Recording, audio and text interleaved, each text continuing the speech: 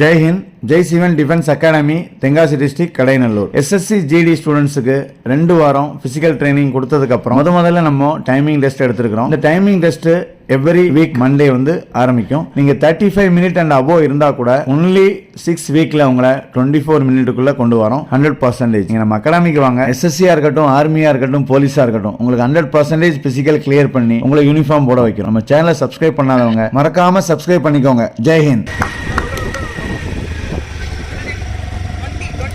21-4-5, 23-10, 23-25, 23-37, 23-39, 23-59, 24-12, 24-47, 24-40, 24-53, 24-55, 25-30, 25-31, 25-48, 26 flat.